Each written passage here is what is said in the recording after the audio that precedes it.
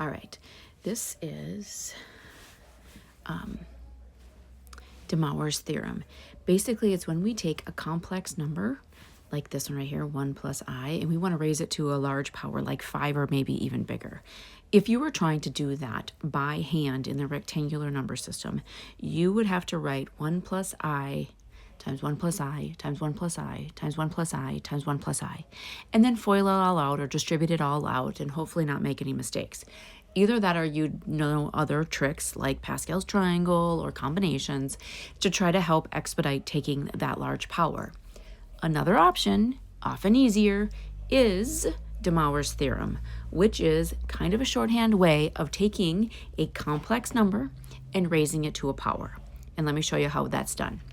So here we have some complex number, but we have to have it in polar form. So we'll end up, for this example 9, we'll have to convert it to polar form. No big deal. Once we have it in polar form, we follow this formula right here. N is the exponent or what it is that you're trying to raise it to, okay? And it has to be a positive integer. So let's do that for this. This complex number, 1 plus I, looks like 1 plus 1I. So it's this point right here, right? 1, 1. So using this point right here, can I find this r? Absolutely. Pythagorean theorem says r is equal to the square root of 2, right? A squared plus b squared equals c squared. Not only do I know just by looking at this that the radius out is root 2, but I also know that since the two sides are the same, theta is equal to pi over 4. So now that I know r and I know theta, and I'm trying to raise it to a power of 5, that is the n value, so n is a 5, I can use that highlighted formula. So 1 plus I to the power of 5 is equal to r to the power of 5, so root 2 to the power of 5, times the quantity cosine 5 times theta, which is pi over 4, plus I sine of the same angle, 5 times pi over 4. And then now it's really just cleanup. Well, root 2 to the power of 5, if you think about this, here's root 2 squared, another root 2 squared, and another root 2. There's 5 of them. This will be 2, this will be 2. So we'll end up with 4 root 2 times cosine of 5 pi over 4. Well, 5 pi over 4 is down here. That's going to be a negative root 2 over 2 plus I.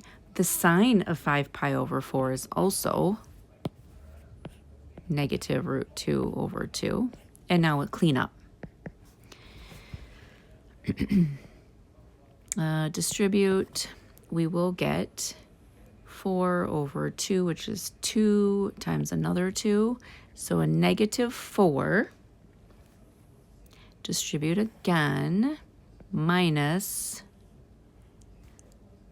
4i.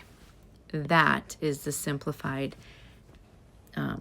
complex number. In other words, that is 1 plus I raised to the power of 5. And if you did it by hand, the long way, that's what you should get. Okay? Now, some might say, well, what happens if I get a homework problem and the angle's not obvious? Well, if you're given a problem like z is equal to 3 minus 4i, could you say, I'm going to use tangent because I'm in quadrant 4, the tangent of theta is equal to a negative 3, whoop, that's not true, 4/3, and then do inverse tangent to get the angle, and then you know your angle, okay? They're not always going to be pretty angles. Sometimes you'll have decimals, okay? Sometimes they'll come out nice, okay? But you certainly can find the angle. We've done that in previous sections. All right. Now, roots is the most kind of cumbersome process when we're looking for the roots of a complex number. Here's the most interesting thing. So far, here's an example of one that often is presented to students on exams or something. If you are given the complex number 8, okay, which is 8 plus 0i, and they say find the cube root, you're going to automatically say, well, the cube root of 8 is 2. But here's what I will tell you. There are actually 2 others. If you're doing a cube root, technically there are 3 roots. One is in the real number system, which is likely what you've only seen to date. The other 2 are going to be complex numbers. Okay? And the process I'm about to show you will find all of the roots. So if it's a cube root, you should get 3 answers. If you're doing a 4th root, you should get 4 answers. If you're doing a 5th root, obviously then now we're talking 5 answers. So if we were doing, I'm going to raise it to the 1/3 because that's a cube root, you'll get 3 solutions in the complex number system. Okay? So I'm not going to do that one though. First I'll do this one. The nth root theorem. Okay? So when we are doing a root, you know, you can write roots as exponential values and then as a fraction. So the top number of an exponent is power, the bottom numbers are roots. So this would be to the nth root, okay? All right, and this is our formula for that. Now, there's a variable in the formula that we will then change. We're gonna fill in everything in the formula except for the k value.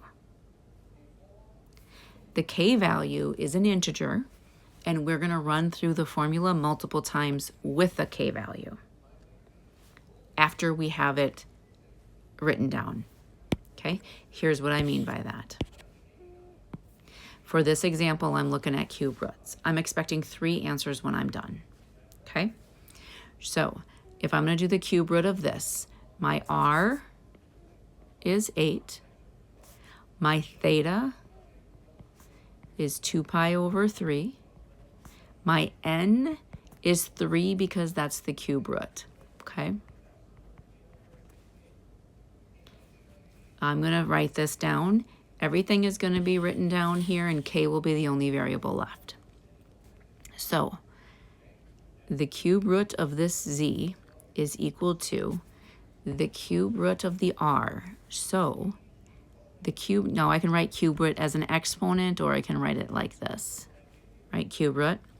All right, times the quantity, cosine, theta divided by n. So it's 2 pi over 3 divided by 3, which will end up being 2 pi over 9, okay? Plus 2k pi over 3. 2k pi over 3. Plus I sine of the same angle. So 2 pi over 9 plus 2k pi over 3. All right. Okay. So you see now that the only variable is the k. We're going to run through this formula 3 times to get our 3 solutions. We're going to run through it when k is 0. We're going to run through it when k is 1. And we're going to run through it when k is 2. And this will give me 3 solutions. I always start with 0. It's the easiest. Okay?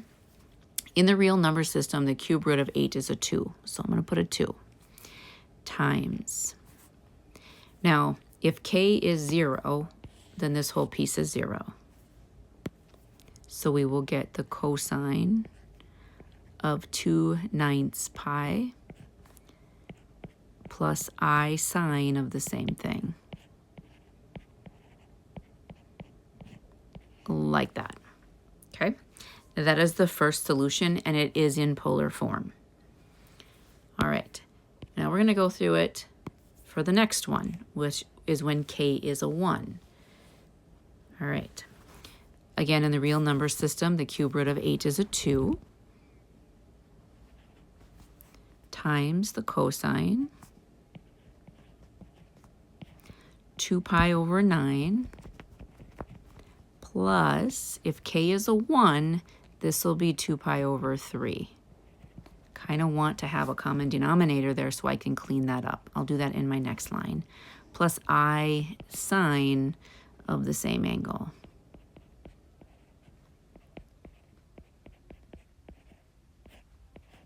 Okay.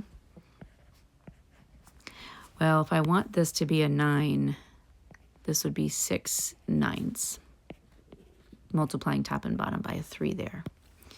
So now I'd have cosine of 8/9 pi plus I sine of the same angle.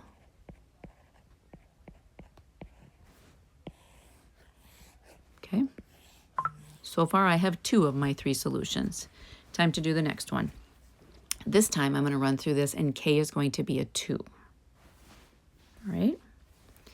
In the real number system, the cube root of 8 is 2 times the quantity cosine 2 pi over 9 plus 4 pi over 3.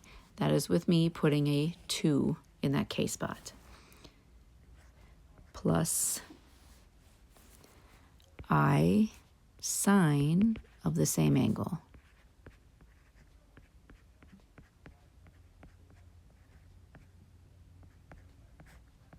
A little bit of cleanup here. Common denominator. Let's make this times by 3 times by 3.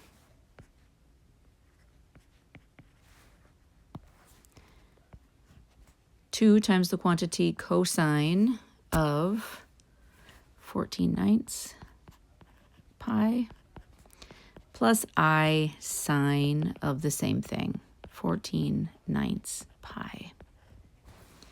Now here's the very interesting thing. Well, I find it interesting. Some people don't. Your calculator can check these answers. If you put this in your calculator and you raise it all to a power of 3, you will get this value. It will probably be in rectangular form.